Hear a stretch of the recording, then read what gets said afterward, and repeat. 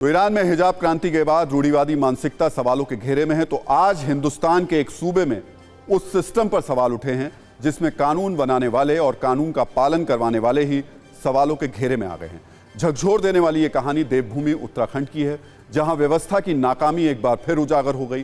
कुछ राजनीतिक परिवार से संबंध रखने वाले रसूखदार लोगों ने एक बेटी की हत्या कर दी। एक पिता बड़े बड़े अफसरों से लेकर बड़े बड़े मंत्री तक इंसाफ की गुहार लगाता रहा, दर दर की ठोकरें खाता रहा, लेकिन इंसाफ नहीं मिला। हाँ, आरोपियों के अवैध रिसोर्ट पर बुलडोजर जरूर चला दिया गया, लेकिन सवाल है क्या बुलडोजर से एक बेटी को इंसाफ मिल जाएगा, एक परिवार को न्याय मिल जाएगा? क्या नाकामी छिपाने के लिए देश में बुलडोजर कल्चर अब डेवलप नहीं किया जा रहा है?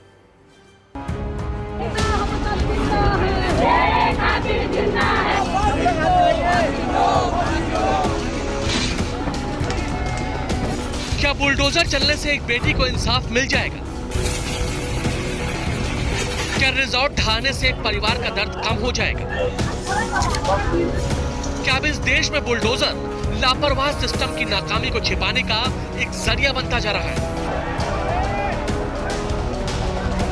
उत्तराखंड की बेटी अंकिता भंडारी हत्याकांड में पुलिस के एक्शन के बाद ऐसे ही तमाम सवाल उठ रहे हैं। इस वक्त हम जहां अंकिता काम करती थी उसी रिजॉर्ट के रिसेप्शन में है, और ये रिसेप्शन देख सकते हैं कि पूरा रिसेप्शन को यहाँ पर तोड़ा गया है। और ये जो तोड़फोड़ है ये लोगों का गुस्सा है, उसका विरोध है जो यहाँ घटना घटी थी। और ये 111 ये मैं दिखाऊंगा, ये वो रूम है जहाँ पर ये 111 जहाँ पर अंकिता रहा करती थी। अंकिता इसी गेस्ट हाउस में रहती थी क्योंकि अंकिता का जो घर था वो काफ़ी दूर था। पहाड़ की एक बेटी के मर्डर और पुलिस प्रशासन की नाकामी की कहानी हैरान करने वाली है। अंकिता भंडारी उत्तराखंड के ऋषिकेश में पूर्व मंत्री विनोद आर्य के बेटे पुलकित आर्य के रिजॉर्ट में रिसेप्शनिस्ट थी। परिवार के मुताबिक 18 सितंबर को संदिग्ध परिस्थितियों में वो लापता हो गई। परिवार वालों ने पुलिस से इसकी शिकायत की थी, लेकिन 5 दिनों तक पुलिस के हाथ एक भी सुराग नहीं लगा। शनिवार को एसडीआरएफ को चीला नहर के पास अंकिता का शव मिला। इस बीच पुलिस ने रिजॉर्ट मालिक और पूर्व मंत्री विनोद आर्य के बेटे पुलकित आर्य के साथ उसके 2 कर्मचारियों को गिरफ्तार कर लिया। पुलिस का दावा है कि आरोपी पुलकित अपना गुनाह कबूल कर चुका है। परिवार से भी उनसे सारी बातें जानने का प्रयास किया कि उसमें क्या क्या उनको बंटवारे से परेशानी हुआ, उनके द्वारा किस तरीके से उनसे गलत बर्ताव किया गया है, और समस्त लापरवाही को चिन्हित किया जा रहा है। कि जांच अधिकारी भी हमने नामित किया है और शासन द्वारा भी एक एसआईटी का गठन किया गया है जो समस्त प्रकरण को निष्पक्षता से जांच करेगा।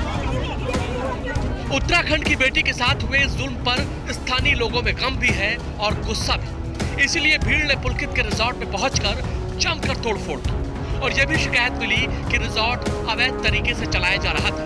जिसके बाद आधी रात को प्रशासन का बुलडोजर पहुंचा और रिजॉर्ट को ध्वस्त कर दिया गया।